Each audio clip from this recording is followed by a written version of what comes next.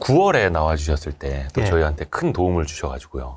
너무 감사드립니다. 아이, 무슨 말씀을요. 그때 뭔가 이제 경고 시그널 예. 좀 조심해야 될 때다 말씀을 해주셨고, 그때 저희가 9월 초에 아마 영상이 올라갔었을 거예요. 예, 예. 그래서 9월, 10월 원체 또 시장이 안 좋았었는데 예, 예. 저 개인적으로도 그렇고 도움을 많이 받았습니다. 아이고, 그렇게 다행입니다. 아, 예. 그게 혹시 교수님이 당시 예측하신 대로 시장이 좀 어떻게 반응을 했다, 움직였다 이렇게 이야기할 수 있을까요? 예, 제가 뭐 9월, 10월은 좀 안 좋을 것이다. 그리고 네. 11월, 12월 주가가 오를 것이다. 네네. 이런 말씀을 드렸는데요. 예, 제가 주가를 평가할 때 월별로는 일평균 수출에 비해서 코스피가 얼마나 가대평가됐냐, 가소평가됐냐. 네. 예, 그리고 또 제가 HP 필터라고 장기 추세를 구하거든요. 그 추세에서 얼마나 위로 벗어났느냐, 아래로 벗어났느냐. 지금 혹시 화면에 나오는 예, 건가요? 예, 예. 네. 예, 그런데 이게 9월에는 좀 가대평가됐었어요. 예. 예. 그런데 제가 11월에 그 주식을 올라간다, 11월 초에 주식을 사시라 이렇게 말씀드렸던 거는 네.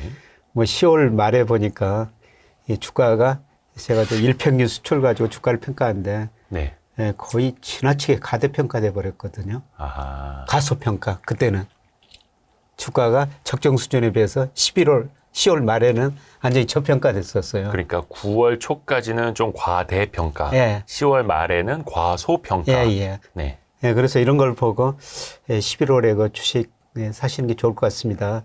11월, 12월 그 주가가 오릅니다. 이런 말씀을 드렸는데요. 예, 그런데 이제 11월에 코스피가 한 11%나 올라 버렸죠. 그랬죠. 예.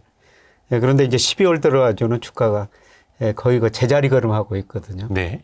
근데 왜 그러냐 하면은 또 이게 월별로 제가 평가를 해보니까요. 일평균 수출이 10월에 네. 26억 2천만 달러 나왔었어요. 네네네. 근데 11월에는 23억 2천만 달러로 아, 전월보다는 조금. 전월보다는 줄어들어 버렸거든요. 네. 물론 저 전년 동월 대비는 증가했는데 네. 주가도 수준이고 일평균 수출도 수준으로 봐야 되거든요. 그래서 11월 일평균 수출 금액이 10월보다 줄어들다 보니까 11월에 주가는 많이 올랐는데 수출은 줄어들다 보니까 금액 기준으로요. 지난달보다 줄어드니까 오히려 지금 11월 말 기준으로는 조금 가대평가 영역에 들어서 버렸어요. 아. 그러니까 이제 12월은 주가가 많이 못 오르고 좀 제자리 걸음을 하고 있는 것이죠. 그러니까 11월 수출을 기준으로 했을 때는 12월에는 그냥 시장이 이렇게 똔똔으로 가는 게 예, 어떻게 예. 보면 그냥 평이하고. 평이하고요. 예. 네, 그렇게 또 나타난다. 예.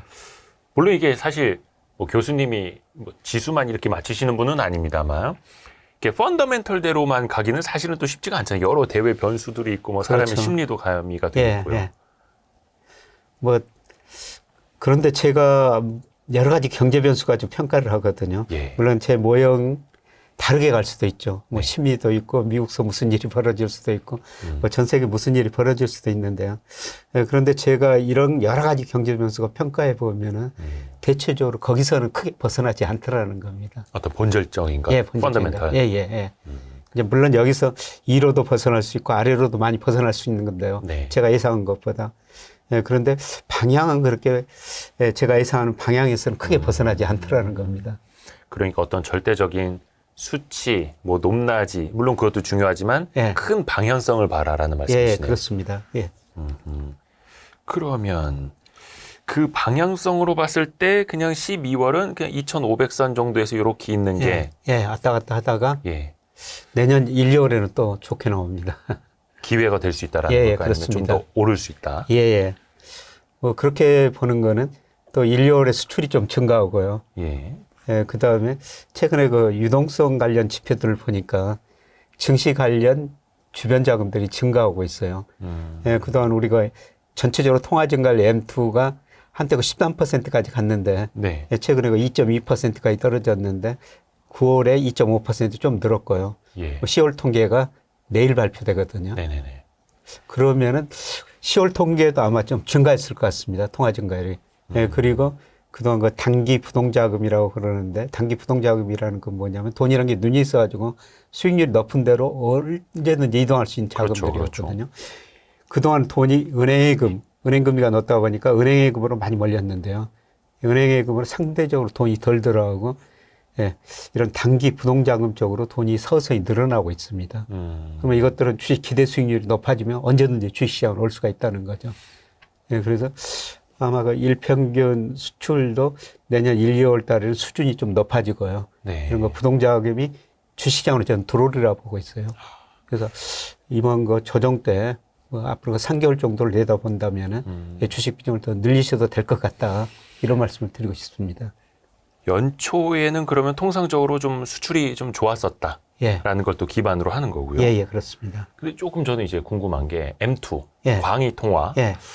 지금 한국은행도 긴축을 하고 있는데 예. 어떻게 M2가 늘어나고 있는지 요거 좀 알려주십시오, 교수님. 그러니까 전년 동월 대비인데요. 네. 그 13%까지 한때 갔었거든요. 2021년. 네. 예, 그런데 지난 그 7월하고 9월이 2.2%였어요. 증가율이. 근데 증가율이 지나치게 낮아졌다는 거죠. 예. 예. 그래서 아마 증가율은 전년 동월 대비 증가율은 서서히 늘어날 것 같고요. 아하. 예, 그러면 M2가 왜 늘어났느냐? 뭐 M2 구성 요소 보면은 현금 통화 플러스 요구불예금, 저축성예금, 예. 뭐 그다음에 뭐 정기예금 뭐 이런 것들이 들어가거든요. 네. 예, 그런데 최근에 보니까 뭐 요구불예금하고 저축성예금 쪽에서 상대적으로 좀 증가하고 있어요. 이것들은 그 이자는 낮지만은 단기자금이거든요. 네. 예, 이런 것들이 최근 데이터들 보니까 조금씩 늘어나고 있습니다. 그래서 그게 어떻게 보면은 언제든지 움직일 수 있는 그렇습니다. 현금에 가까운 자산인 예, 거고. 예, 예. 그래서 그것이 증시에도 유입이 될 수 있다. 예, 그렇습니다. 라고 보시는 거고. 근데 또 이게 사람 마음이 항상 주가가 오르면 예, 또 더 이제 들어오고 싶지 않습니까? 약간 그런 것도 좀 반영이 될 수 있을 거라고 보시나요? 물론 이제 이거는 심리는 예측할 수는 없는 거긴 합니다만. 그렇죠. 이제 주가 기대 수익률이 높아지면요. 예. 또 이런 자금들이 언제든지 그 주식시장으로 들어오는 거죠. 네. 예, 최근 조금 더 적게 보면은 고객탁금도 좀 늘고요. 네. 예, 주식형 펀드도 조금씩은 늘고 있고요. 예, 그 다음에 최근에 그 MMF로 돈이 많이 몰리고 있거든요. 미국도 MMF로 돈이 많이 몰리고 있다는데, 우리도 MMF 한때가 150조 원까지 떨어졌는데, 최근 보니까 195조, 200조 사이예요. 예. 그건 MMF라는 거는 정말 그 단기 자금이라는 겁니다. 네. 이게 이제 주식시장 기대 수익률이 높아지면 언제든지 주식시장으로 이동할 수 있는 자금들이라는 거죠. 그래서 작년, 재작년에는 주로 그 은행에 2년 이상 이 정기예금 쪽으로 돈이 많이 몰려드는데요. 최근에 보니까 그런 돈들은 상대적으로 줄어들고 요구불예금이나 1년 만기 이하의 그 수시 입술식 저축성예금이라고 있거든요. 네네. 그런 것들이 늘어나고 MMF 같은 것들이 늘어나고 있다는 겁니다. 단기 자금이 늘어나고 있다는 겁니다. MMF는 기업들 자금이 아마 그쪽으로 좀 많이 있는 걸로 알고 있는데요. 예, 주로 뭐 기업들 자금이 많지만은 일부는 돈 많은 개인 자금도 있을 것 같습니다. 그래서 그게 약간 연초 되면 좀 움직일 여지도 있다. 그러니까 저수지에 좀 물이 많이 차 있다라는 거죠. 그래서 수출하고 단기 자금, 주변 자금 가지고 좀 우리 증시도 좀 올라갈 수 있는 그 여건을 말씀해 주셨고, 근데 사실 대외적인 특히 미국 경제, 미국 증시, 유동성 영향을 또 안 받을 수가 없지 않습니까? 제일 중요한 게 그건데, 이거부터 좀 여쭤봐야 되겠네요. 지난번에 나오셨을 때도 그렇고 김희연 교수님이 미국 경제가 한 연말이면 좀 침체 신호를 보일 수 있다라는 말씀을 좀 해주신 적이 있거든요. 지금도 유효한가요? 예, 어떠세요? 저는 미국 경제 이미 성장이 많이 둔화되고 있다고 보고 있습니다. 네. 우선 그 3분기 미국 경제 성장이 연율로 5.2% 정말 놀라운 수치였어요. 그렇죠. 3분기 것을 연율로 하면. 예, 그런데 지금 4분기 애틀란타 그 GDP 나오라고 있지 않습니까? 네. 그 애틀란타 연은에서 발표하는. 예, 그게 4분기 GDP 예상치가 계속 떨어지면서 지금 1.2% 안팎까지 떨어졌거든요. 예, 저는 조만간 그게 1% 밑으로 떨어지리라고 보고 있어요. 아, 그러니까 0몇 %대로 갈 수 있다. 예, 그렇습니다. 지금 1.2%인데. 예, 그런데 앞으로 이제 경제 지표들 발표가 되면은 그게 좀 낮아지리라고 보고 있고요. 그다음 내년 상반기로 미국 경제가 저는 마이너스 성장하리라고 보고 있어요. 그 가장 중요한 요인은 소비거든요. 예, 제가 사이클을 구해보니까요. 이미 소비 사이클은 올 1, 4분기를 정점으로 꺾이고 있습니다. 사이클이요. 예. 그래서 소비가 왜 꺾이느냐 이렇게 보니까 미국 사람들이 그동안 돈을 많이 써가지고 저축률이 많이 낮아졌고요. 네. 그 다음에 미국의 그 실질 중간가구 소득이 계속 줄어들고 있어요. 그 다음에 미국도 금리가 오르다 보니까 가계 이자 부담이 작년 뭐 상반기에는요 한때 그 가처분소에서 1.2%까지 떨어졌거든요. 네. 예, 그런데 최근 10월 통계 보니까 무려 2.8%로 올랐어요. 뭐 우리나라보다 미국은 낮기는 낮지만은, 예, 그러면 금리가 오르고 가계 이자 부담이 그렇게 늘어난 만큼 소비할 여력이 줄어들고 있다는 거죠. 예, 그리고 최근에 주가가 떨어지다 보니까 미국 개인들이 가지고 있는 금융자산도 줄어들고 있습니다. 그래서 이런 것들이 전반적으로 작용하면서 뭐 이미 소비 사이클이 꺾이고 있지만은 4분기에는 더 꺾이고요. 내년 1, 4분기에는 소비가 감소하면서 저는 미국 경제가 마이너스 성장할 수도 있다. 그렇게 지금 보고 있습니다. 근데 최근에 나오는 뭐 소비자 심리 지수라든지 예. 아니면 고용 지표, 물론 이거 한 달마다 조금씩 다르기는 예. 합니다만 아직까지 그렇게 막 와르르 무너지는 것도 아니고 상대적으로 이게 탄탄하다라고 또 보는 사람들도 있잖아요. 예. 이건 관점의 차이일까요? 예, 사실 그 소비자 심리 지수 하면 컨퍼런스하고 미시간 대학. 예. 미시간 대학이 제일 빨리 발표되거든요. 12월께 많이 올랐더라고요. 네. 예, 그런데 10월에 비해서 11월에 비해서 좀 오른 거지. 이게 추세를 보면은 추세적으로는 낮은 수준이에요. 예, 그다음에 미국 거 11월 고용도 최근에 발표가 됐습니다만은 뭐 19만 9천 개로 예상보다 높게 나왔죠. 네. 뭐 시장 예상이 인베스트먼트 단컵은 뭐 17만 5천 개, 그다음에 다른 데서는 19만 개. 예, 그런데 이 고용 내용을 보니까요. 이미 거기서도 소비가 위축되는 조짐이 나타나거든요.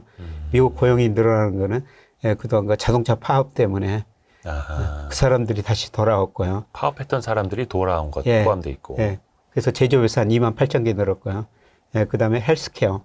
뭐 이쪽에서 공적 부분에서 고용이 늘었는데요.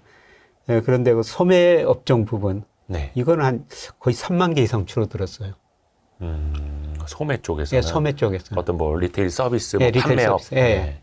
뭐 그것 보면 이제 소비는 둔화되고 있다는 겁니다. 예, 그래서 3개월 이동 평균 보면은 예, 고용도 줄어들고 있고요. 예, 그다음에 실업률도 뭐 지난 그 10월에 3.9%, 컨센서스 3.9%, 11월도 그렇게 나왔는데요. 실제로는 3.7%로 더 낮게 나왔죠. 실업률이 좀 낮아졌죠. 예. 예, 그런데 실업률 그 한 달 볼 게 아니라 12개월 이동 평균을 봐야 되거든요. 예, 좀 추세를 보기 위해서요. 네. 근데 12개월 이동 평균은 지난 그 6월이 3.55%로 저점이었던 것 같습니다. 네. 예, 그런데 과거 통계 보면요. 12개월 이동 평균 실업률이 올라가기 시작하면요. 평균적으로 2개월 후에 미국 경제가 침체에 빠졌어요. 그게 뭐 3% 초반이든 예. 후반이든 예. 실업률이 올라가기 시작을 12개월 하면 이동 평균이. 예. 12개월 이동 평균이 올라가기 시작을 하면 2개월 뒤에 침체가 평균적으로. 오더라. 물론 그 시차가 짧을 때는 1개월도 있었고요. 길 때가 한 9개월이었었거든요. 네. 예, 근데 평균 2개월이었습니다. 근데 실업률 뭐 앞으로 그 12월 데이터를 봐야 되겠습니다만은 예, 저는 뭐 3.5% 이하로는 안 떨어지리라 보고 있습니다. 예, 그러면 12개월 이동 평균은 계속 오르게 되는 거죠. 그래서 이런 것들을 보면은 조만간 그 미국 경제가 저는 침체에 빠질 수 있다. 예, 그렇게 보고 있습니다.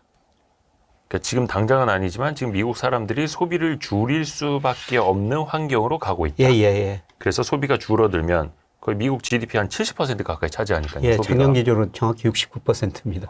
역시 박사님.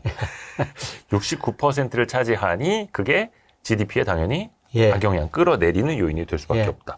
4분기에는 0%대, 그게 뭐 0.8이 됐건 예, 0.9가 됐건 예, 그렇습니다. 0%대 4분기 GDP 성장률이 나올 수 있다. 예. 또 하나 여기서부터 이어지는 게 그러면 미국의 연준이 예. 미국의 4분기 GDP나 이런 게 성장률이 둔화된다면, 소비가 둔화된다면 예. 과연 어떻게 대응할 것인가, 어떻게 반응할 것인가 하지 않습니까? 예, 예. 근데 시장은 좀 많이 역시 앞서거니 뒤서거니 하지 않습니까? 예. 최근에 그 페드워치 데이터를 보니까 시장 참여자들이 예상하는 미국의 기준금리 인하 시점이 3월까지도 왔었다가 예. 최근에 고용지표 좀 다시 올라가니까 다시 5월로 또 갔다가 예. 이 현상은 좀 우리가 어떻게 해석을 해야 됩니까? 뭐 당장 또 며칠 후에 그 FOMC 올해 마지막 열리지 않습니까? 12월 13일. 예. 그게 우리 시간으로 목요일 새벽이니까요. 14일이죠. 14일 14일. 새벽에. 예. 그러니까 우리 시간으로 목요일 새벽에 나오는데 저희는 일단 영상을 화요일 날 예. 내일 바로 올릴 거거든요. 뭐 그걸 좀 봐야 될 것 같습니다만은. 네. 뭐 거기 발표문 보면은 여전히 고용은 건실하다. 물가는 높은 수준에 있다. 예. 그래도 금리는 유지하지만은 뭐 긴축 운영하겠다. 뭐 연준 목표가 물가 안정이니까 아직도 소비자 물가가 뭐 목표 2%보다 훨씬 더 높죠. 예, 그래서 그런 식으로 대답할 거라고 보고 있습니다만은. 근데 이번에 이제 경제 성장률, 실업률, 물가 상승률, 그다음에 점도표 이런 걸 다 수정하지 않습니까? 그러니까 3, 6, 9, 12월에는 예. 경제 전망 이제 수정해서 내놓고 예. 점도표도 새롭게 내놓으니까요. 근데 경제 전망에서 내년에 경제 성장률 1.5% 했는데요. 올해는 2.1% 예상했는데 올해는 예상보다 좀 3분기 성장률이 워낙 좋으니까 네. 아마 올해치는 올렸을 거예요. 아, 예, 그런데 내년치는 예, 저는 올리기는 힘들다. 2023년 경제 자체는 전망을 올리고 예. 거의 끝나가고 있으면 예. 올리고 24년도는 더 내릴 수 있다. 내릴 수도 있다. 예, 그리고 실업률 전망치도 그렇고요. 예, 그 다음에 우리가 이제 관심을 갖는 게 그 점도표라는 게 아닙니까? 그렇죠. 예. 지난번에 점도표 보면은 내년에서 정말 의견들이 각기 달랐어요. 그래서 점도표가 되게 길어졌죠. 길어졌죠. 예, 뭐 소세지처럼 이렇게 줄줄이 예. 소세지처럼. 예. 근데 이번에 점도표는 이제 좁혀질 텐데요. 아, 평균은 지난보다 좀 낮아지리라고 보고 있습니다. 지난번 점도표 나오고 나서 시장이 좀 충격을 받았었잖아요. 예, 예. 이거 더 막 매파적으로 찍은 거 아니야? 뭐 이러면서. 예, 그렇죠. 지난번은 6월보다 더 올라가 버렸었죠. 네네네. 예. 근데 이번에는 평균은 더 밑으로 점도표가 밑에 평균이 밑에 있을 거라고 지난번 9월보다는요. 그러니까 점도표가 조금 더 이제 모이고 예, 모이고 내려갈 거다. 내려갈 거. 예, 예. 예, 그리고 제가 뭐 미국의 적정금리 한번 추정해 보는데 적정금리 추정하는 방식이 흔히들 그 테일러 준칙이라고 있어요. 예. 이 테일러 준칙이라는 건 뭐냐면 실제 지표가 잠재 지표 위에 있느냐 밑에 있느냐. 위에 있으면 올려야 되고 밑에 있으면 떨어뜨려야 되는데요. 그리고 물가 목표가 이상에 있느냐 밑에 있느냐. 그리고 과거 실질금리를 언제부터 추정하느냐 이게 다 다를 수가 있는데요. 네. 제가 미국 실질금리는 90년 그 이후 사용했는데요. 네. 예, 제가 그 적정금리 추정해 보니까 많이 낮아지고 있어요. 올 4분기 한 4.6% 정도 나오고 있거든요. 네네네. 예, 그런데 지금 5.5% 지금도 높다는 겁니다. 아하. 그런데 이게 물론 이 수준은 맞지 않은데요. 네. 대체로 제가 과거 추정해 보면은 거의 방향은 같아요. 계속 이제 금리를 내리는 압력이 커지고 있다는 겁니다. 아하. 기준금리가 예. 그러니까 적정금리는 더 내려가야 하는 상황. 예, 그렇습니다. 저거는 그러니까 인플레이션 상황과 잠재 성장률 예. 상황에 따라서 달라지긴 한데 현재 흐름이라면 예, 그렇습니다. 4점 몇 %요? 4.6% 정도 지금 2분기 적정금리 제가 추정해 보니까 그 정도 나오거든요. 근데 지금 미국이 5.5니까 예, 예. 한참 멀다. 예, 높다는 겁니다. 그래서 저는 빠르면 1분기 후반, 아마 지난번에도 그렇게 말씀을 드리겠습니다만, 네. 늦어도 2분기부터는 미국이 금리를 인하하기 시작할 거다. 아까 컨센서스가 왔다 갔다 한다고 말씀드렸습니다만은, 예, 저는 빠르면 뭐 1분기 후반 3월쯤이고요. 늦어도 2분기부터는 뭐 이런 지표 보니까 금리를 인하할 가능성이 높다. 그렇게 좀 보고 있습니다. 물론 저 테일러 준칙에 의한 적정금리가 내려오고 있더라도 뭐 연준이 바로 금리를 내리는 건 아닐 겁니다. 예, 그렇습니다. 뭐 물가나 여러 예. 가지 상황을 또 예, 봐야 되기 때문에. 그러면 이 말인 즉슨 1분기 후반이나 2분기부터는 금리 인하 가능하다. 예, 예. 그때면은 뭔가 연준이 금리를 낮출 만큼 물가도 좀 잡혀야 되잖아요. 예. 잡힐 거라고 보시는 걸까요? 예, 제가 물가를 결정하는 여러 요인 보니까요. 네. 우선 그 내년 상반기에 미국 경제가 마이너스 성장할 수 있다. 그러면 실제 GDP가 잠재 GDP 밑으로 가고요. 네. 수요 측면에서 많이 수요가 줄어들 거라는 겁니다. 네네. 그러면 물가가 안정되고요. 예, 그 다음에 저는 미국 통화정책 보니까 정말 그 샤워실이 바보예요. 늘 연준이 과거에 그래왔지 않나요? 예. 너무 뜨거운가? 너무 차가운가? 예. 너무 뜨거운가? 근데 2020년 코로나 때문에는 소위가 적정 통화 증가를 계산할 때가 피셔의 화폐 수량 방식 이런 거 있거든요. 네네네. 예, 거기에 따라 가지고 제가 장기적으로 적정 통화 증가를 구해 보니까 미국 연준이 거기에 맞춰서 장기적으로는 공급했더라고요. 근데 어떤 때는 따뜻한 물 붓고 어떤 때는 차가운 물 붓는데요.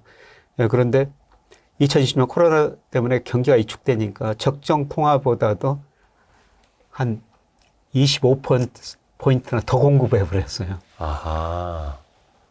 정작 유동성은요? 예, 그러다 보니까 금리도 많이 떨어지고 경기도 회복됐지만은 물가가 올랐죠. 그러니까 물가가 오르니까 올해 들어서는요, 극기의 찬물을 붓고 있습니다.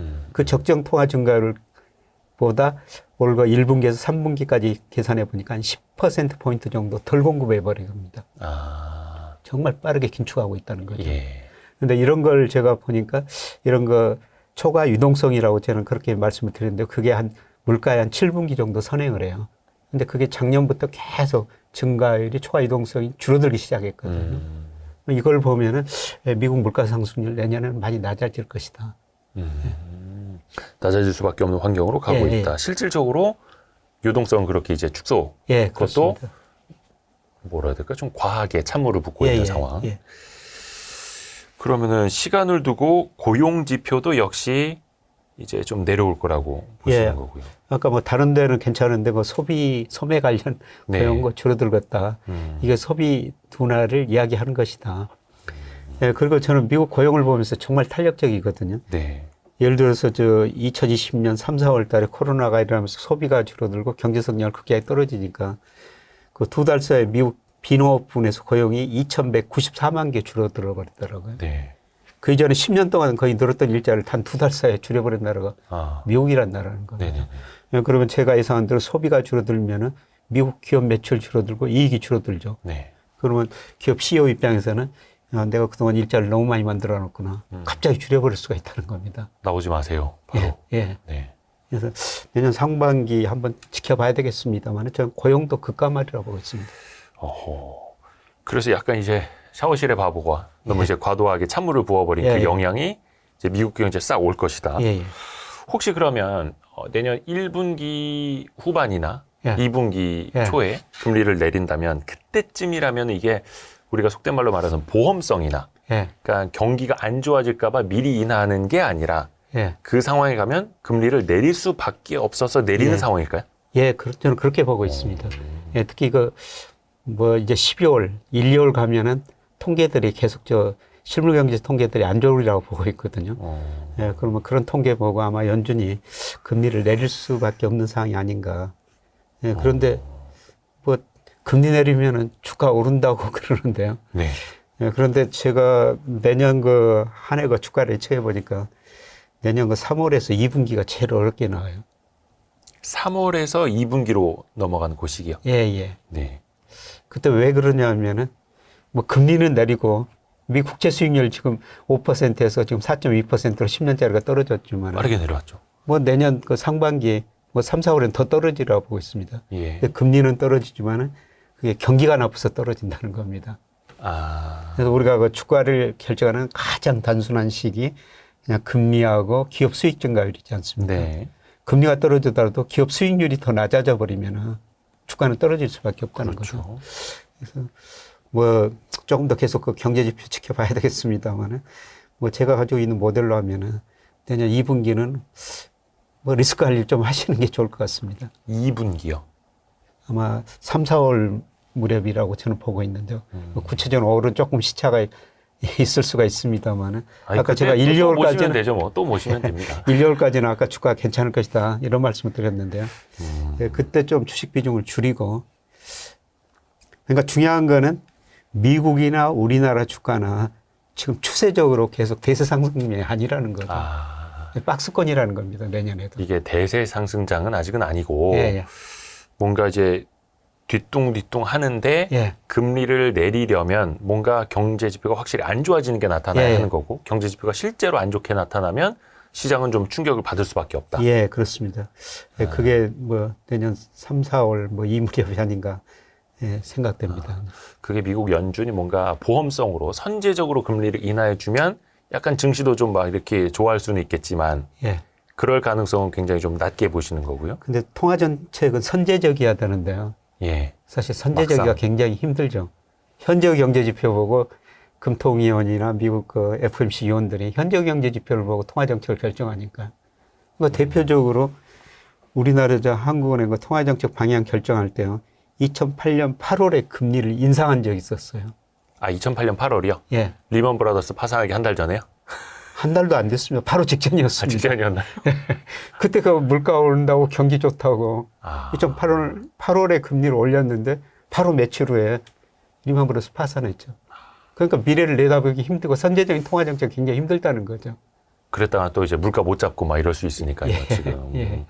그래서 어떻게 보면은 늘상 연준의 통화 정책을 샤워실의 바보라고 놀리긴 합니다만 실제로 또 이렇게 뜨겁게 차갑게 할 수밖에 없는 그러니까 후행적인 그렇죠. 예.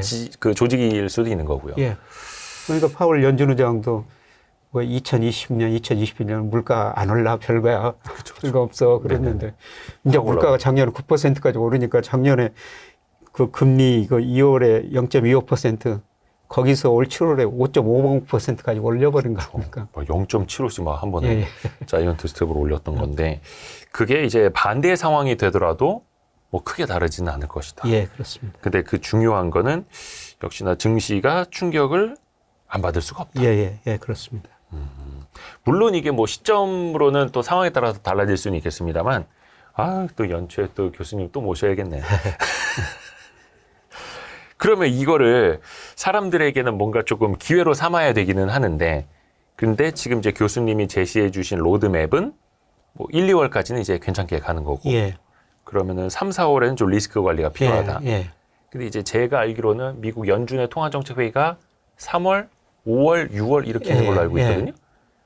그러면은 약간 시장 상황이 안 좋아지면 뭐 한 5월이 됐든 6월이 됐든 그 당시에는 좀 금리 인할 확률을 좀 5월, 높게 보시는 6월에는 거고요. 금리 내릴 확률이 굉장히 높은데 5월, 6월에 예, 조금 더 선제적으로 대응한다면은 예. 3월에 내릴 수도 있다는 겁니다. 예, 근데 선제적 대응은 아까 말씀드린 것처럼 뭐 쉽지 않은 거니까요. 좀 더 지켜봐야 되겠습니다만 2분기에는 금리 내릴 확률이 저는 굉장히 높다고 보고 있습니다. 그러니까 이르면 3월. 예. 만약에 3월에 안 올리면 5, 6월에는 예. 내린다. 예, 그렇습니다. 잠깐만, 제가 올린다고 했나요? 내린다고 했나요? 내린다. 네, 내린다 그죠. 3월에 못 내리면 5, 6월에는 분명히 내린다. 예. 굉장히 이제 가능성 높게 본다. 물론 이제 우리는 확률로 접근을 하는 거니까요. 미국 경기가 이제 둔화가 될 때 중국 경기가 좀 올라오면서 우리 경제는 조금 뭐라 해야 될까? 좀 기댈 구석이 될 수 있을 거다라고 말씀을 해 주셨는데요. 지금 중국 경기는 어떻게 올라온다라고 볼 수가 있을까요? 예, 중국 경제가 뭐 올라오는 거 아니고 지금 올해 5% 예상 그만큼 성장하는 것 같습니다. 예, 그런데 최근에 우리 이거 수출입 통계에 보면 의미 있는 통계들이 나오거든요. 네. 예, 사실 우리 수출이 그동안 안 됐던 거는 중국으로 반도체가 안 됐었죠. 그랬죠. 예를 들어 2018년에 우리가 대중 수출 비중이 27%까지 갔어요. 근데 올해 20%까지 비중이 줄어들어 버렸거든요. 네. 반도체 비중도 2021년에 21%였는데요. 올해 거의 15%로 떨어져 버렸습니다. 네. 근데 우리나라 반도체 수출 중 55%가 중국 홍콩으로 가거든요. 그러니까 중국 홍콩 경제가 안 좋고 그러다 보니까 우리 전체 수출도 감소했고 반도체 수출도 크게 줄어든 거죠. 네. 그런데 10월, 11월 통계, 수출 통계 보니까 중국으로 반도체 수출이 증가하고 있습니다. 물론 이제 기저효과도 있지만은 네. 금액 자체도 이제 증가세로 돌아서고 있거든요. 이거는 좀 긍정적인 신호라고 보고 있습니다. 그거는 다른 의미에서 중국 사람들이 이제 소비를 좀 하고 있다. 소비하니까 중국도 생산을 늘려야 되니까 우리 반도체 더 수입에 가야 되죠. 그러게요. 중국 쪽에서는 조금 스마트폰 시장이 조금 꿈틀댄다는 예. 뉴스들도 나오기는 하고요. 그러면은 이게 약간 긍정적인 신호는 나타나고 있다. 예, 이미. 그렇습니다. 예. 저희는 이제 중국 상하이 증시 이런 거 보면은 예. 전혀 이 증시가 올라올 기미가 안 보여가지고 막 왜 증시 반응이 이렇게 답답할까요? 중국 증시. 그래서 중국에 대한 신뢰가 좀 많이 떨어진 것 같고 요새 보니까 그 세계 주식형 펀드 보니까 중국서 계속 빠져나가고 빠지죠. 있더라고요. 예.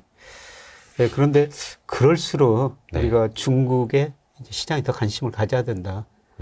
물론 내년 아까 2분기까지는 저는 더 떨어지라고 보고 있어요. 지금 가장 큰 문제가 지금 일부 은행에서 그 ELS 홍콩 뉴스 기반을 네. 그걸 팔아가지고 지금 굉장히 힘들지 않습니까? 홍콩 증시도 계속해서 지금 저가로 내려가 있고 있고요. 예.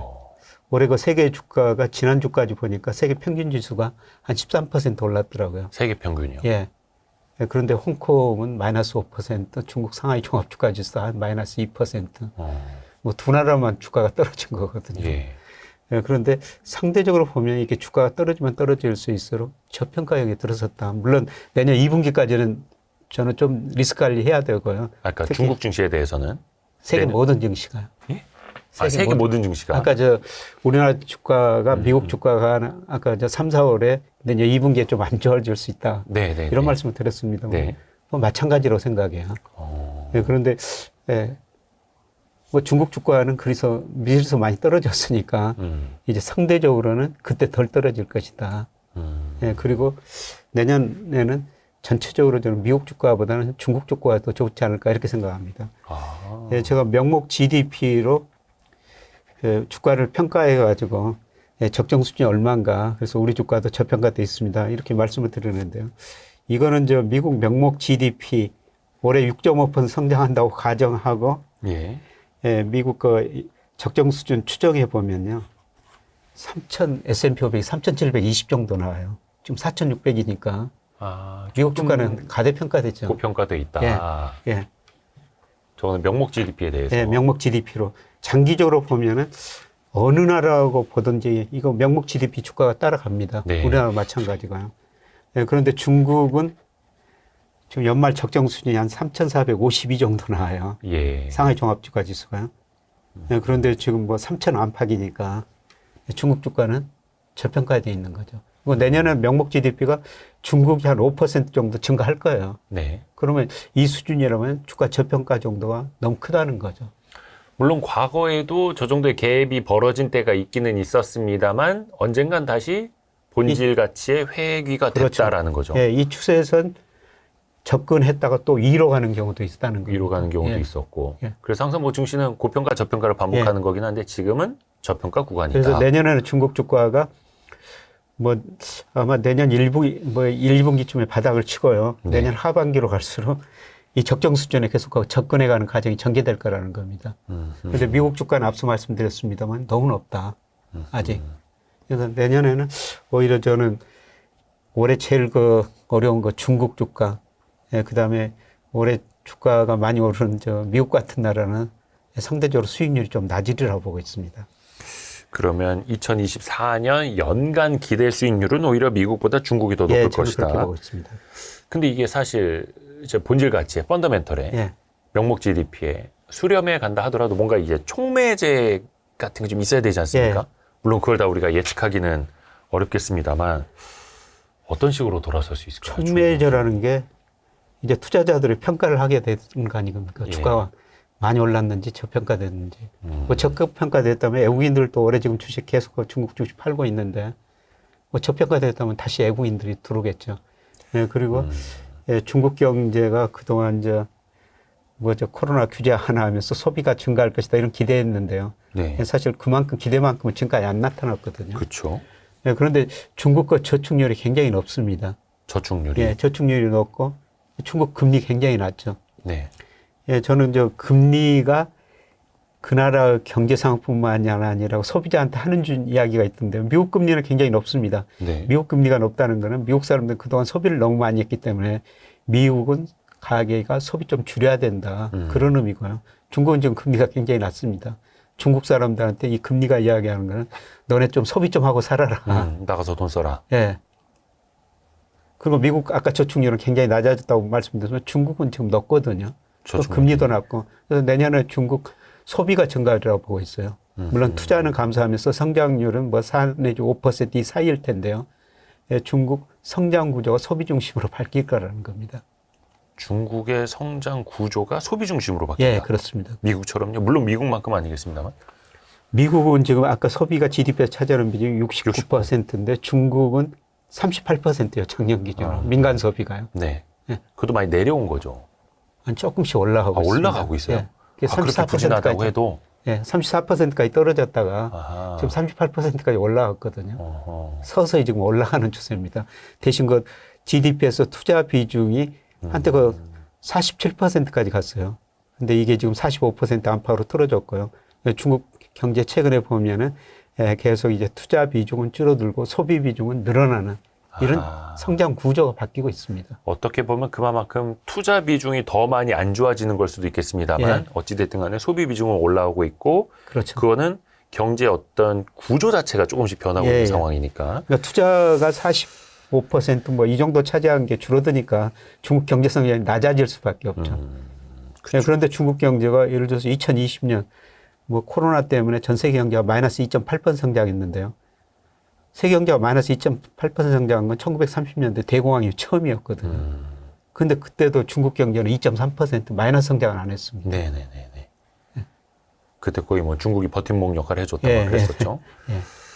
그래서 이번에도 어떻게 보면은 중국은 이제 부동산 쪽에 위기가 있었는데 결국 뭐 대출까지도 뭐 무제한으로 해주겠다 이런 정책까지 꺼내는 예. 거고 그러면 뭔가 부동산 쪽에서 뭔가 한 번에 황 하고 터지는 것만큼은 막는 거고 또 사람들의 소비 여력도 좀 어떻게 이제 뒷받침해주기 위해서 나오는 예. 거고요. 근데 미국은 2008년 그 부동산 가격 급락하면서 미국 경제 위기가 왔지 않습니까? 가계가 부실해져 예. 금융회사 부실해지면서. 근데 미국하고 중국하고 다른 거는요. 예, 미국 금융회사들이 부동산을 담보로 빌려준 돈 가지고 다양한 파생상품을 만들어 팔았지 않습니까? 그렇죠, 그렇죠. 근데 중국은 그런 파생상품이 파생상품이 없다는 겁니다. 파생 시장 별로 예, 없으니까요. 실물하고 금융하고 미국하고 연계 정도가 굉장히 낮다는 겁니다. 그래서 미국은 2008년, 2009년 초까지 어떤 시스템적인 위기로 예. 여기서 한번 수류탄이 터졌고 다이너마이트 터지고 막 저쪽에서 원자폭탄 이런 식으로 팡팡팡 그렇죠. 터졌다면 예. 중국은 그냥 요 본질 하나 터지는 거 요거로 보고 있는 거다. 실물만. 그래서 실물 경제에서 집값이 떨어지니까 미국 가격 돈 빌려 집을 샀는데 집값이 떨어지니까 소비를 줄일 수밖에 없었고 예. 금융회사들은 그 파생상품 만들었는데 그게 부실화되면서 금융회사를 같이 어려졌죠. 네. 물론 중국이 집값 떨어지면은 뭐 소비는 좀 위축될 수가 있죠. 근데 금융시장에 그렇게 미국처럼 파급 영향이 그렇게 크지는 않을 거라는 겁니다. 그 말씀인 즉슨 중국 정부가 중국 부동산 시장은 컨트롤을 할 수 있다라는 예, 말씀일까요? 저는 그렇게 보고 있습니다. 어허. 물론 뭐 장기적으로 보면 시장 컨트롤은 할 수 없는 거고요. 네네네. 예. 그런데 그런데 어떤 어느 정도 예. 경착륙이나 예, 경착륙은 중국 정부가 막을 수 있다. 예, 그렇게 보고 있습니다. 그리고 그걸 바탕으로 해서 그 중국의 저축률이 올라가 있는 상황 그리고 낮은 금리 상황 예. 이런 걸로 중국의 소비가 늘고 예, 중국의 성장이 2024년에는 훨씬 더 나을 수 있다. 예, 예. 아하. 그럼 우리 경제에도 뭔가 좀 기대 구석이 확실히 되는 거겠죠. 어떤 뭐 산업 구조적으로는 어떻게 봐야 될까? 우리가 예를 들어서 조금 더 그런 중국 소비 증가의 수혜를 볼 수 있는 것. 사실 이제 우리가 중국에서 수출해서 돈 버는 시대는 끝났어요. 그러니까 2001년 중국이 WTO에 가입하면서요. 네. 예, 작년까지 보니까 우리 저 무역수지 통관 기준이면 흑자가 거의 90% 가깝게 중국에서 온 거거든요. 예전에는. 예. 예. 근데 중국 사람들이 뭐 우리하고 비슷하게 상품 반도체 빼놓고는 거의 다 만들어버리지 않습니까? 그렇죠. 전기차는 우리보다 싸게 비싸게 만들고 있어요. 그렇죠. 전 세계 배터리 지금 전기차. 중국차가 얼마나 많이 돌아다니니까. 근데 저는 이제 중국과 아주 금융으로 돈을 벌어야 된다는 건데요. 아. 사실 우리 며칠 전에 그 10월 경상수지가 발표됐습니다만은 우리 경상수지 흑자를 보면요. 상품 수지보다도 투자 소득 수지 흑자가 훨씬 더 많습니다. 아, 우리나라가 중국에 대해서요? 아니, 전 세계. 우리나라가요? 예. 그래요? 우리가 무역으로 돈 버는 난 것보다요. 예, 주식, 채권, 뭐 이자 배당 소득으로 들어온 게 저 1월에서 10월까지 보니까 296억 달러예요. 그저 상품 수지는 190억 달러밖에 안 되거든요. 그러니까 우리 수출이 좀 부진에 빠진 사이에 예. 금융으로 벌어왔다. 왜 우리가 이제 금융으로 돈을 버느냐면요. 우리가 97년 외환위기를 겪으면서 98년 기업들이 투자를 덜 하니까 저축률이 투자율보다 높아지면서요. 네. 우리 경상수지가 계속 흑자를 낸 거예요. 예. 98년부터 작년까지 흑자 보니까 1조 300억 달러예요. 네. 그럼 우리가 그 경상수지 그 흑자 가지고 뭘 했느냐. 해외 직접 투자하고 해외 주식 채권 사준 겁니다. 그렇죠. 네, 그러다 보니까 이자 배당 소득이 그렇게 들어오는 겁니다. 네, 저는 지금 우리가 이제 금융으로 돈을 벌어야 된다고 생각해요. 지금 당장 나타나고 있지 않습니까? 우리가 무역으로 돈 버는 것보다 금융으로 돈을 버는 규모가 더 커요. 그렇죠. 우리도 이제 거의 성장 끝물에 가고 있고 예. 고도 성장 이후에 선진국 반열에 올랐으니 뭐 제조업에만 기댈 게 아니라 중요하다는 그럼요. 겁니다. 예. 그래서 또 저희 또 이제 와이스트리도 열심히 하고 있습니다. 예. 김유혁 교수님도 열심히 이렇게 또 많은 분들에게 지식을 또 전달해 주고 계시는 거고요. 그러면 중국에서도 금융으로 벌어야 한다라는 거고. 근데 또 이제 그런 것도 있는 것 같습니다. 이제 중국 시장에서 이제 발을 빼는 것 중에 하나가 뭐 소비라든지 부동산에 대한 걱정도 있기는 있지만 약간 뭔가 시스템적인 신뢰. 예. 그래서 어떤 분들한테는 2023년 중국 경제 성장이 5% 나와도 그걸 믿느냐고 막 이런 분들도 있고. 예. 물론 이제 안 믿으면 어쩔 건데 또 이러면은 또 할 말은 없습니다만. 예, 중국의 그 신뢰가 너무 낮은 건 사실인 것 같습니다. 예, 그런데 현상보다도 이 감정이 좀 포함이 된 것 같아요. 예, 약간 반중 정서. 예. 예, 제 조카가 대학에서 지금 중국어를 가르치고 있는데 예. 학생들이 별로 중국어를 안 배운답니다. 안 온대요, 별로. 오. 그리고 우리 언론에 보면 물론 중국 경제 어렵기는 어렵죠. 예. 예, 그런데 제가 보기에는 어려운 것보다 더 어렵다고 보도를 하는 것 같아요. 아, 실제 현상보다. 예. 그런데 미국의 큰 금융회사들 최근에 조금 주춤하지만 골드만삭스, JP 모건 이런 거 큰 금융회사들 중국 진출 계속 늘리고 있거든요. 특히 JP 모건은 작년에 100% 증권 자회사를 중국에다 만들었지 않습니까? 그 제이미 다이먼 회장이 맨날 갖고 막 중국한테 엄청 막 좋은 소리 하고 막 이러더만요. 예. 네. 중국에서 돈이 보이기 때문인 거죠. 그리고 중국이 장기적 위안화 국제화를 포함한 금융 광고를 추구하고 있어요. 예, 그래서 예상보다 빨리 금융 산업은 다 개방해 버렸죠. 2000년, 2001년에 은행, 증권, 보험 다 개방해 버렸어요. 예. 나머지는 이제 금리 자유하고 외환시장 자유하죠. 사실 미국이 중국한테 요구하는 거는 빨리 이것마저 자유해라. 그렇죠. 근데 이게 약간 정서적인 거는 우리가 뭐 친중으로 가자 뭐 이런 거 아니고 예. 돈 벌자고 하는 것 아니겠습니까? 돈 벌어야 되죠. 예. 뭐 친중, 뭐 정서적으로는 그런 게 아니라요. 예. 아까 우리가 이제 금융으로 돈을 벌어야 된다는 거죠. 우리 금융으로 돈 번 돈이 무역으로 돈 번 보다 지금 더 많아지는 시대가 도래했다는 겁니다. 그 금융으로 돈 벌기 위해서는 정서를 떠나야 된다는 겁니다. 미국 가서도 돈 벌고 중국 가서 돈 벌고 아세안 가서도 돈 벌고 이제 금융 우리 경상수역자가 1조 아까 300억 달러로 말씀드렸는데요. 그 돈 가지고 세계 각 곳에 가서 우리가 금융으로 이제 돈을 벌어야 된다는 겁니다. 그렇죠. 어떤 정서적인 거에 얽매여 있지 말고 예, 맞습니다. 전 세계적으로 예. 돈 벌러 나가자. 예, 금융으로 돈 금융으로. 벌러 나가자. 예. 좋은 말씀이십니다. 그러면 이제 근데 아까 잠깐 말씀해 주신 거는 뭐 상반기까지는 중국 증시가 여전히 어려울 수 있다. 24년 상반기까지는. 그거는 같이 또 이제 조심해야 되는 요인이다. 하지만 연간으로 봤을 때는 중국이 성장률도 그렇고 예. 어떤 증시의 상승률도 그렇고 중국이 더 나을 수도 있다. 너무나 감사합니다. 그 약간 다시 이제 한국 이야기로 돌아와서 보면 아까 이제 미국의 중앙은행 뭐 이야기를 좀 하기는 했습니다만 우리나라 한국은행은 금리를 올릴 때는 미국보다 좀 선제적으로 올리지 않았습니까? 예, 더 빨리 올렸었죠. 혹시 금리 인하도 미국보다 먼저 실행하는 게 가능할까요? 어떻게 보세요? 저는 뭐 가능하다고 보고 있습니다. 왜냐하면은 미국 경제는 지금 실제 GDP가 잠재 GDP 위에 있거든요. 네네네. 그런데 우리나라는 지금 밑에 있습니다. 1%대 성장에. 예를 들어서 올해 미국 경제는 2.4% 성장하는데 우리 저 한국은행이 올해 1.4% 예상하지 않습니까? 예.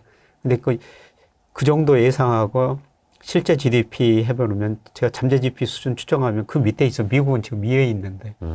그리고 내년에 한국은행 2.1% 성장한다고 그렇게 예상해 놨는데요. 그래도 밑에 있게 되거든요. 예, 그리고 뭐 한국은행 이제 물가 상승률 뭐 내년에 한 2.6% 소비자 물가. 그런 물가는 더 빨리 낮아지거든요. 네. 이런 걸 고려해서 제가 적정금리 추정해 보면요. 요건 이제 한국의 적정금리. 예. 네. 내년 뭐 상반기 말에 한 3.3이고 내년 말에는 2.3%, 2.2%까지 떨어져 그래요. 내년 말에는 2.2요. 예. 내년 한국은행 상반기가 3.3이요. 3.3. 예. 지금이랑 큰 차이는 없네요. 예. 그래서 저는 이런 걸 보면서 뭐 내년 하반기는 2.2%대라는 거죠. 네. 이런 걸 보면은 조금 더 우리가 선제적으로 금리를 인하해도 될 것 같다. 예. 선제적으로 내릴 수 있다. 그 여지가 된다. 예, 그렇습니다. 그리고 먼저 금리를 내리더라도 왜 사람들은 그런 또 걱정하지 않습니까? 막 자본 유출에 미국과 금리 차이가 더 커지고 막 이런 이야기요. 근데 그 한국의 그 통화정책 방향 결정 회의 끝나고 기자분들이 네, 항상 물어보죠. 계속 그 질문하더라고요. 네. 근데 지난번 그 금통위에서 한국은행 총재가 좀 예. 짜증을 내더라고요. 저 환율 자금 유출 결정하는 게 금리뿐만 아닙니다. 여러 가지 요인을 고려해야 됩니다. 그리고 중요한 건 방향입니다. 미국도 더 이상 금리를 안 올린다는 거 아닙니까? 네, 그리고 더 중요한 거는요. 주시장하고 채권시장은 전혀 외국인 우리나라가 보유 비중 보면 다릅니다. 외국인들이 주식은 우리 한 26% 가지고 있죠. 시가총액에. 네. 근데 미국 비중이 한 41%예요.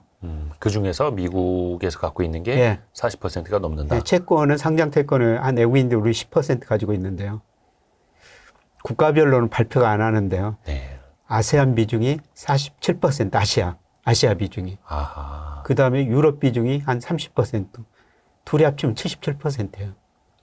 미국 사람도 우리 채권 별로 안 가지고 있다는 거죠.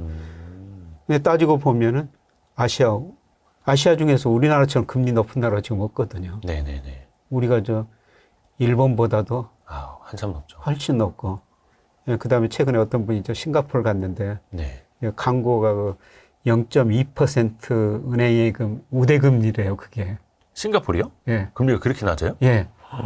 그러니까 보통 0.1 몇 퍼센트 준다는 겁니다. 네네네. 0.2%가 우대금리라고 그래요. 우리 금리가 일본, 싱가포르보다 훨씬 높죠. 그렇죠. 예, 그리고 독일, 프랑스 이런 나라보다도 우리 금리가 훨씬 더 높지 않습니까? 네. 이런 의미에서 보면은 지금 우리 채권을 가지고 있는 아시아 사람들이나 유럽 투자자들 우리 채권 팔 필요가 없다는 겁니다. 그래서 올해 계속 미국 금리 차가 확대됐음에도 불구하고 채권 시장으로는 연간 전체적으로 보면 지금 돈이 10조 이상 순유입이 됐어요. 네.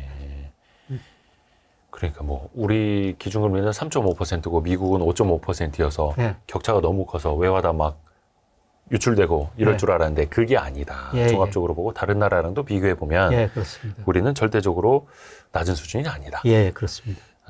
그래서 미국보다도 금리 인하가 먼저 하는 것도 가능하다.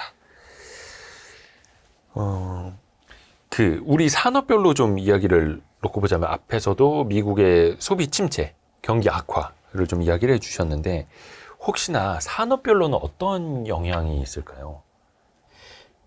미국 소비가 둔화되면은 네. 전자제품 이런 것들이 별로 안 되겠죠. 그러니까 미국 거 소비를 보면요. 내구재, 준내구재, 서비스 이렇게 나눠지지 않습니까? 네. 근데 내구재 소비가 미국 하게 12%, 그다음에 준내구재가 한 22%, 네. 서비스 소비가 나머지 거의 67% 정도 돼요. 미국 사람들이 소비하는 비중으로 소비하는 보면요. 비중 보면요. 예. 네, 그런데 코로나 때는 내구재 소비가 정말 많이 늘어났거든요. 네, 그래서 사람들이 집에 있으면서 노트북, 태블릿. 노트북 받고 집에 TV 받고. 네. 근데 2020년에 세계 경제가 1930년대 대공황 이후 처음으로 마이너스 2.8% 성장했다고 그랬습니다. 그때 우리나라 전자 관련 기업들 돈 많이 벌었어요. 우리 집에 있으면서 내구재를 소비했기 때문이라는 그렇죠. 거죠. 네, 그런데 내구재라는 걸 한 번 사면 상당히 오래 쓰죠. 최근 보면은 미국 내구재 소비가 거의 정체된 상황이에요. 내구재라는 게 대표 전자제품 자동차인데요. 그렇죠. 그런데 내년에는 내구재 소비가 더 줄어들 거라고 보고 있습니다. 그러면은 최근에 아주 수출이 잘 되고 있는 자동차. 이거는 그렇게 많이 내년은 올해 수출이 좀 줄어들 수도 있죠. 미국으로 수출은 감소할 수도 있고요. 그런데 아까 말씀드렸습니다만은 그동안 중국으로 반도체 수출이 부진했는데 10월, 11월 통계 보니까 중국으로 반도체 수출이 늘어나고 있더라는 겁니다. 네. 그래서 반도체가 상대적으로 좋으리라 보고 있고요. 그 다음에 제가 산업에 대해서는 잘 모르죠. 저는 거시경제 이코노미스트니까. 네. 그래서 증권회사 하나가 산업연구원이라고 있거든요. 키에트. 네. 정부 관련 연구원인데요. 거기서 내년도 산업 전망을 했는데 생산, 내수, 수출 모두 해를 그려놓는 게 반도체하고 조선이에요.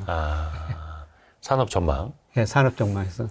근데 조선이 과연 그렇게 좋을지는 좀 더 지켜봐야 되겠습니다만은 사실 제가 얼마 전에 관련 세미나에서도 발표를 했고요. 네. 저는 거시경제 거기 가서 이제 조선업 관련자들, 해운 관련자들 쭉 이야기를 들어봤고 울산 가서도 이야기를 들어보니까요. 굉장히 박다는 이런 이야기를 좀 많이 하더라고요. 조선 산업이요. 예, 예. 근데 물론 또 그걸 부정적으로 보시는 분이 있어요. 그래서 현장에서 그런 이야기를 듣고 제가 잘 아는 일부 자산운용사 대표들한테 네. 현장에 가면 이런 이야기가 나오더라, 이런 이야기를 들었더라. 그래서 조선업을 어떻게 생각하느냐. 그랬더니 아주 유능한 자산운용사 대표, 펀드 매니저들 별로 좀 부정적으로 반응하더라고요. 그래서 왜 그러냐 그랬더니 네. 수주 산업이래요, 그거는. 수주 산업인 건 맞는데, 예. 중간에 이제 철강 가격이나 원자재 가격이 올라버리면은 수주 산업이니까 가격을 일정하게 받았는데 네. 원자재 가격이 임금 올라버리면은 이익 안 난다는 거죠. 네네.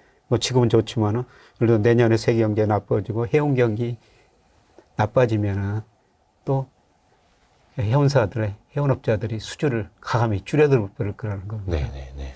그래서 어떤 게 맞는지 좀 지켜봐야 될 것 같습니다만 일단 뭐 이런 거 전문가들 산업연구원대 같은 데 보면은 예, 조선업 경기는 상당히 좀 낙관적, 반도체하고 조선업 두 가지는 좀 낙관적으로 보고 있는 것 같습니다. 반도체와 조선. 예. 근데 그 반도체에도 요즘에 그 많은 분들이 이제 주목을 하고 있기는 한데 미국에서는 원체 이제 AI 예. 서버 투자들도 늘어나고 있기 때문에 그래서 HBM을 비롯한 반도체 수요는 늘어날 것이다 예. 라고 보는 건데 뭐 전반적인 반도체 수요가 같이 늘어날 것이다 이렇게 봐도 될까요? 그러니까 전통적인 메모리라든지 뭐 내용 뭐 반도체 분야에서는 좀 차별화가 되겠죠. 반도체 분야에서도 예. 차별화. 예. 근데 그 우리나라가 하는 거 D램은 네. 그동안 워낙 나빴거든요. 예.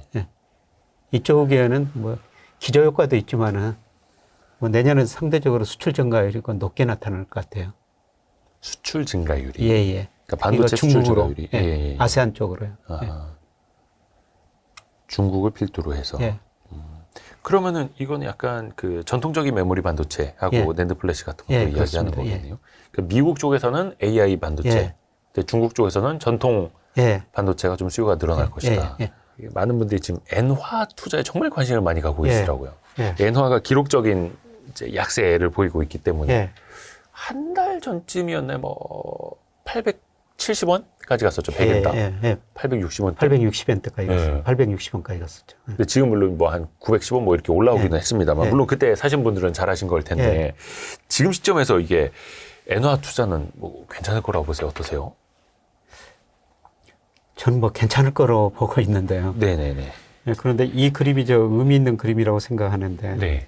이게 우선 그 N달러 환율 빨간선이고요. 초록선이고 미일 10년 국제 수익률 차거든요. 예. 그런데 N달러 환율을 가장 그 설명을 많이 해주는 게 미국하고 일본 국제 수익률 차예요. 미국과 일본의 국채 수익률 차이. 예. 근데 일본이 국제 수익률이 좀 올랐지만 미국이 훨씬 더 빨리 올라 버렸거든요. 그렇죠. 예, 그러니까 미국 국제 수익률이 일본보다 많이 오르니까 엔화 가치가 떨어졌죠. N달러 환율이 올랐다는 겁니다. 예. 그래서 얼마 전에 그 151엔까지 올라갔는데요. 네, 그런데 이게 저는 이미 정점을 치고 이제 떨어지는 과정이 시작됐다고 생각하고 있어요. 지금 미국 10년 국제 수익률 5%까지 올랐다 4.2%까지 네. 떨어졌는데요. 내년에는 저는 미 10년 국제 수익률이 3.5% 이하까지도 떨어질 거로 보고 있습니다. 왜냐하면은 미국 경제 성장 상반기 마이너스, 네. 물가 상승률 떨어지고, 근데 일본은 지금 디플레 탈피하고 있거든요. 예. 그래서 일본 국채 수익률이 좀 오를 수가 있다는 겁니다. 그러면 미일 국채 수익률이 떨어지고, 예, 엔화가 앞으로 강세를 갈 거라는 겁니다. 그래서 151엔까지 올라갔다가 지금 144, 155, 45엔에서 움직이고 있는데요. 네. 이미 저는 151엔에서 정점을 쳤다고 보고 있어요. 앞으로 이제 떨어지는 속도가 문제지. 미국 금리가 일본 금리보다 상대적으로 더 많이 떨어지면서 엔화는 이제 강세의 국면으로 접어들었다고 보고 있습니다. 근데 이제 문제는 원화하고 엔인데요. 네. 원엔은 크게 변동할 것 같지는 않습니다.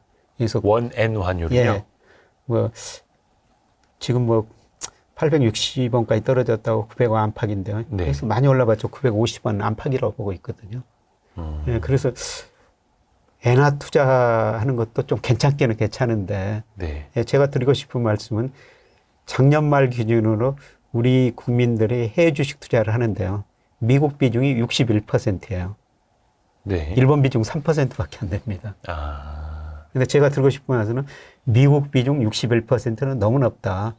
내년에 달러도 같이 떨어지고 아까 미국 주가 가대평가 됐다고 말씀드렸지 않습니까? 네네네. 그리고 내년엔 엔 강세다. 달러 약세다. 그럼 미국 비중 줄이고 엔 비중을 늘려야 되죠. 엔 투자 비중. 근데 이제 61%. 예. 달러를 가지고 투자할 때의 말씀. 그러니까 우리가 미국을 61% 투자하고 있는데 네네네. 그 미국 61% 줄이고 일본 3%를 늘려야 된다는 겁니다. 아하. 네.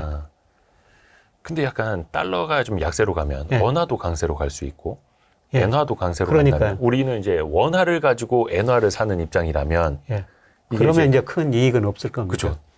근데 제가 말씀드린 또이. 거는 미국 투자한 돈을 줄여가지고 그거를 일본으로 비중을 높여야 된다는 아, 그 겁니다. 달러를 가지고 엔화를. 예. 아. 지금 달러로 가지고 있는 거를 네네네. 그거를 달러로 지금 우리가 미국 투자하고 있지 않습니까? 네네네. 61%를. 그거를 줄이고 엔을 사든지 아니면 엔하고 일본 주식을 사시는 게 차라리 더 수익률이 나을 거라는 겁니다. 기대 수익률은. 예. 그렇죠. 그 말인즉슨 약간 달러 표시 자산 투자했던 거를 이제 엔화 표시 자산으로 그런 식으로. 혹시 교수님은 뭐 일본 증시나 일본 기업 투자 이런 거 혹시 관심 갖고 계세요? 저 그냥 N ETF만 샀다 뭐 팔았다 하고 있습니다. 이거 최근에 저 N ETF를 좀 샀어요. 100달러당 150엔 정도 할 때. 달러당 완전 정점에서. 예. 그래서 이제 펴보고 이미 거의 N달러율 151엔 이 정도면 거의 정점일 것이다. 이거 그 N ETF 우리나라 상장된 게 있거든요. 네네네네. 근데 그거는 이제 원화로 사야 되잖아요, 그것도. 원화로 사죠. 예. 근데 그거는 뭐 하여튼 우리나라에서 원화로 투자하시는 분들한테는 뭐 이런 식으로도 투자 방법이 있다. 엔화 ETF. 그래서 김영익 교수님도 투자하셨다. 질문 잘하지 않았습니까? 또 하나가 요즘에 그 코인이 장난이 아닙니다. 심지어 뭐 여러 가지 테마주도 있고 STO 관련주들도 그게 진짜 관련주인지는 모르겠는데 뭐 이것저것 엄청 급등하더라고요. 어떻게 보면은 과거에는 이제 고금리 시절에는 조금 많이 냉대받았던 그런 주식들이 다시 지금 올라가고 있는 거 보니까 이거 무슨 금리 인하를 벌써 반영하는 건가라는 생각도 들고요. 교수님은 이런 현상 어떻게 보세요? 막 각종 가상자산들. 저 비트코인 가격 가지고 매일매일 모델을 한번 돌려보고 있는데요. 비트코인으로도요? 예. 비트코인을 결정하는 요인이 뭔가. 그 분석해 보니까 미 달러 지수하고 미 10년 국채 수익률이에요. 그거랑도 연관해서. 미 달러 지수가 떨어지거나 미 국채 수익률이 떨어지면 비트코인 가격이 올라갑니다. 최근에 달러 지수도 좀 떨어지고 미 10년 국채 수익률이 5%에서 4.2%까지 떨어졌지 않습니까? 내년도도 저는 달러 지수 더 떨어지고요. 미 국채 수익률 아까 계속 미국 경제 성장 내년에 상당히 낮아질 것이다 이런 말씀을 드렸습니다. 그러면 미 10년 국채율 떨어질 수밖에 없죠. 그래서 비트코인 가격 내년에도 더 오른다. 그래서 제가 뭐 올 연초부터 뭐 이런 이야기 하면서 비트코인 사십시오. 근데 어르신들은 굉장히 좀 부정적인 반응이죠. 그렇죠. 그게 뭐 투기적 수단이 아니냐. 물론 그 투기적 수단이 있을 수 있습니다만 투자 수단으로 남아있으라 보고 있고요. 그래서 뭐 그것을 하면은 토요일, 일요일도 계속 거래가 되고 밤새 거래되니까 피곤합니다. 한 10%만 사놓으시고 보지 말고 기다리십시오. 올 연초부터 계속 그런 말씀을 드렸거든요. 소액 정도는? 근데 많이 올랐고요. 많이 올랐죠. 저는 뭐 장기적으로 미국의 대불균형 해소하기 위해서는 달러 지수가 더 떨어질 수밖에 없다. 비트코인이 더 오르라고 보고 있습니다. 그러니까 미국의 달러도 약세, 미 국채 수익률도 내려오고 그러면 코인은 올라갈 수밖에 없다. 물론 이제 그것도 어떤 코인이냐에 따라 달라질 수 있겠습니다. 뭐 그냥 가장 대표적인 비트코인을 봤을 때 너무 많은 코인들이 있어가지고 일부는 뭐 사라지겠죠. 근데 몇 개는 살아남아가지고 계속 그 투자 수단으로 남아 있을 거라고 보고 있습니다. 근데 이게 제가 저 코인 투자를 한번 해보고 싶어가지고 그 코인 거래소에서 강의를 한번 해달라고 그러더라고요. 갔더니 계좌를 하나 트라고 그러는데 특정 은행이 정해져 있더라고요. 맞아요. 하루 입출금 한도도 정해져 있어요. 근데 제가 그 은행은 계좌가 없거든요. 그래서 투자를 못하고 지켜보고만 있습니다. 그래서 복잡해가지고 갈 시간도 없고. 맞아요. 왜 복잡해요? 근데 그래서 이게 비트코인 현물 ETF가 나오면 접근성도 좋아지고 많은 사람이 투자하고 돈이 유입되니까 그 돈으로 또 코인을 사서 운용사들이 담아야 되고 그래서 그걸 또 미리 선반영해서 코인이 또 올라가고 있는 거잖아요. 비트코인이. 그러니까 이거는 어떻게 보면 그걸 또 선반영하는 걸 수도 있겠죠. 그렇습니다. ETF를. 저도 우리나라 시장에서 비트코인 ETF가 하나 나왔으면 좋겠다. 그런 생각이 드는데요. 근데 김영익 교수님 이런 말씀하실 줄 몰랐네. 저는 비트코인이나 금 가격도 똑같거든요. 금 가격도 결정하는 게 달러 지수하고 그렇죠. 미 국채 수익률이요. 달러 지수나 미 국채 수익률이 떨어지면 비트코인 가격이 올랐고 금 가격이 올랐습니다. 저는 그래서 그거 여쭤보려고 그랬어요. 사실 이게 달러랑 국채 수익률, 그러니까 미국 달러랑 채권이, 그러니까 뭐라 해야 되나, 그죠? 채권은 강세로 가고 달러는 약세로 가 할 때 그 돈이 과거에는 이제 금으로 왔잖아요. 달러를 대체하는. 그래서 이게 그러면 비트코인이 코인계 뭐 황금 같은 존재라고는 하는데 그럼 과거에 금 같은 역할을 할 거라고 보세요? 저는 훨씬 더 탄력성이 높으리라고 보고 있습니다. 금보다는 비트코인가 지금도 그렇지만 약간 올라갈 때는 일종의 그 금은 안전자산의 네, 용도로였는데 그리고 그러면 비트코인도 안전자산 겸 그 비트코인이 안전자산은 아닌데요. 네, 그죠. 안전자산은 아니죠. 안전자산인데 투자 수단으로서. 그러니까 그거지 않습니까? 우리가 봤을 때는 야 그게 무슨 안전자산이냐라고 네. 하는데 사람들이 과거 안전자산인 금을 투자하는 그 로직대로 비트코인을 투자하고 있으면 그게 안전자산 같은 역할을 하는 그렇죠, 거잖아요. 그렇죠. 우리가 뭐 말장난일 수도 있겠습니다만 예. 이게 또 그게 현실이 되고 있어가지고. 근데 이제 그래요. 저같이 나이 든 사람들은 비트코인 안 사고 금을 사죠. 저도 금 ETF 거래를 하고 있거든요. 그러니까 그 ETF라는 게 참 여러 상품에서 ETF가 있기 때문에. 금도 ETF가 많이 있으니까요. 예. 많이 버셨겠습니다. 그냥 사놓고 기다리고 있습니다. 근데 그 같은 논리라면 미국의 달러 지수가 내려오고 미 국채 수익률도 내려오고 예. 그러면 금 가격도 24년에는 올라갈 거라고 예. 보시는. 그렇죠. 예. 근데 지금 단기적으로는 둘 다 너무 많이 올랐어요. 조금 그렇죠. 여기서 좀 조정을 보일 겁니다. 되게 또 빠르게 올라갔으니까. 예, 예. 뭐 끝없이 올라가지는 않겠죠. 그러면 제가 너무 배가 아프니까요. 혹시 내년에 미국 금리가 좀 인하가 된다면 그런 거 있지 않습니까? 물론 이제 앞부분에는 증시는 좀 그 앞에 충격을 좀 받을 수 있다라는 예. 경고 메시지를 주셨고 금리 인하가 뭘 한 번 하고 끝나지는 않을 거고 이게 이제 추세로 가지 그렇죠. 않습니까? 추세로 가죠. 그럼 그때 되면은 다시 한번 어떤 위험 자산이나 적자 기업이나 성장주가 예. 조금 더 그래도 빛을 볼 수 있을까요? 적자 기업은 까지는 모르겠고. 다르지만은 네. 예, 안 좋을 겁니다. 네. 그러니까 경제 성장률이 이거 저성장으로 가면서 심화된 게 차별화거든요. 차별화. 예. 저 작년과 한국은행 기업 경영 분석을 보니까 네. 우리 기업 42%가 이자 보상 비율이 1 미만이더라고요. 그렇죠, 그렇죠. 예, 그런 기업 살아나기 힘듭니다. 예, 내년에 좀 우리 경제 2% 성장한다라도 뭐 내년에 미국 경제 성장률 떨어지는데요. 아마 어려운 기업들은 더 어려워지고요. 뭐 금리 떨어지면은 뭐 어려운 기업들이 조금 더 버틸 수는 있는데 예, 계속 버티기는 힘들고요. 뭐 내년 하반기는 성장주 뭐 금리 떨어지면서 네. 예, 또 미국 경제가 내년 상반기에 마이너스 성장에다가 하반기에는 네. 저는 플러스 성장으로 돌아서리라 보고 있거든요. 예, 그리고 금리 떨어지고 경제 성장 다시 올라가면은 내년 하반기에 성장주가 각광을 받겠죠. 근데 그것도 그냥 미국 경제 성장률이 뭐 마이너스까지 보시는 거? 내년 상반기는 저는 마이너스라고 보고 그 있습니다. 마이너스까지 갔다가 하반기에는 좀 플러스로 돌아서고 금리는 그때 내려가고 있고 예, 예. 그때 이제 성장주. 예, 예, 그렇습니다. 내년 하반기 성장주. 요것도 어떻게 보면 과거에 그 저금리 시절에 또 많이 겪어보셨을 텐데 예. 그 좀 뭐 비슷한 패턴이라고도 봐야 될까요? 근데 뭐 과거처럼 완전히 이거 저금리 시대는 아니고요. 근데 요새 저 언론에 보면 삼중이라는 이야기가 나오는데 그동안 상고 시대라고 그랬지 않습니까? 물가가 높으니까 예. 금리를 올릴 수밖에 없고 금리가 높으니까 특히 미국이 금리를 많이 했고 달러 같이 올랐고 고물가 고금리 고달러였었거든요. 네. 그런데 내년에 미국 물가 상승이 낮아진다는 거죠. 물가 상승 낮아지면 금리도 낮아지고 그다음에 미국 금리 낮아지니까 달러가 약세 벌린다는 거죠. 근데 금리가 그렇게 옛날처럼 뭐 굉장히 낮은 수준까지는 안 떨어진다는 겁니다. 아, 그래서 중간 수준. 중간 시대. 그러면 중간 시대에서는 키워드를 뭘로 뽑아야 됩니까? 그러면은 그냥 뭐 적자 기업들, 뭐 위험 자산 차별화라고 이게 볼 수가 아니라 있죠. 차별화. 예. 차별화. 예.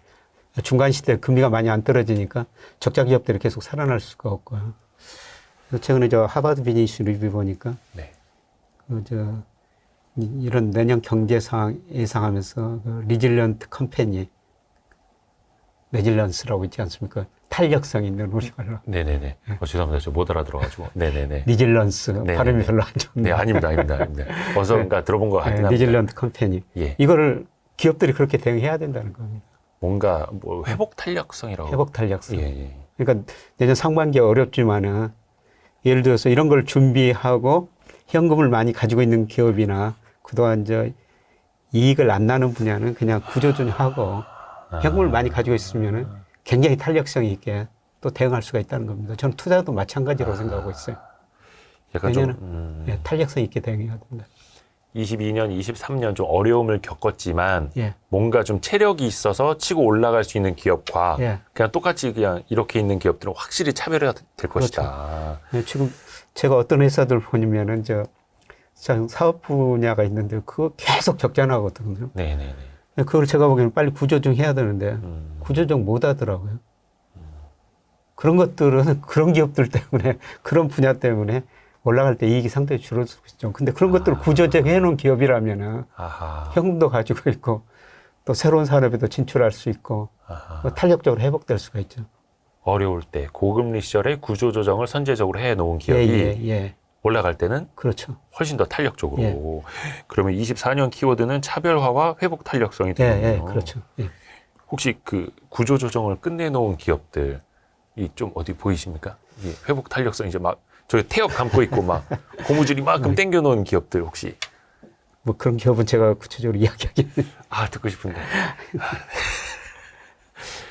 혹시 그러면 이제 우리 거의 다 이제 벌써 1시간이 넘어가지고 24년 투자를 이제 준비를 해야 되고 어떻게 보면 이제 지금부터 내년 연간 투자의 어떤 씨앗을 뿌리는 것 아니겠습니까?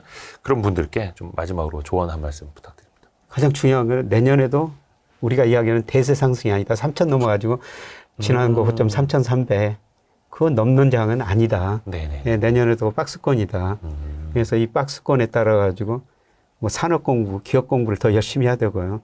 그 다음에 비중을 좀 조절하는 게 내년 가서 수익을 결정하라고 보고 있습니다. 비중 조절 중요하다. 내년 제가 아까 말씀드렸습니다만 내년 2분기 초반에는 어려운 시기가 한번 올 수가 있다. 네. 그런 거 제 전망입니다. 그런데 추세적인 상승이 아니고 박스권이니까 이 박스권에서 자산 배분 비중도 잘 해야 되고요. 네. 물론 더 중요한 건 이제 종목이겠죠. 이 박스권에는 사실 저 같은 거 이코노미스트들보다는 뭐 산업을 연구하는 애널리스트들, 기업 분석하는 애널리스트들. 물론 그것 올해도 사실 박스권이 아니었습니까? 네. 그러니까 그런 기업 분석하시는 분들 그런 분들 이야기를 더 들으시는 게 좋을 것 같습니다. 좋습니다. 그래서 이코노미스트 또 이렇게 자산 배분 관점에서 김영익 교수님의 큰 틀의 방향을 듣고 산업별로는 이제 애널리스트들 이야기 듣고 또 저희는 이제 YG 클럽이라고 우리 개인 투자자분들도 애널리스트 세미나를 와서 들으세요. 그게 제일 중요한 것 같아요. 최고입니다. 물론 어렵죠. 어렵기는 한데 또 그렇게 해야 또 우리가 남는 게 있고 공부가 되니까요. 너무나 좋은 저도 요새 감사합니다. 재무제표 관련 책이 있고 있습니다. 다 아시는? 아니 요새 또 재밌는 거 재무제표 관련 책들도 나오고 있더라고요. 그래요? 교수님이 다 아실 텐데. 아니요. 저는 이코노미스트라 뭐 미시장 분석은 잘 모르죠. 그래서 요새 보니까 뭐 재밌는 책도 나와가지고 뭐 그런 책 보고 기업 분석을 더 많이 해야 되겠다. 저마저도 이렇게 생각하고 있습니다. 나중에 저희 YG 클럽 세미나 들으러 한번 오십시오. 그 자리 하나 내드리겠습니다. 다른 개인 투자자분들이 그 가운데 앉아서 교수님도 열심히. 오늘도 서강대학교 김영익 교수님께 큰 도움 받았습니다. 너무나 감사드립니다, 교수님. 고맙습니다. 고맙습니다. 감사합니다. 감사합니다. 고생하셨습니다.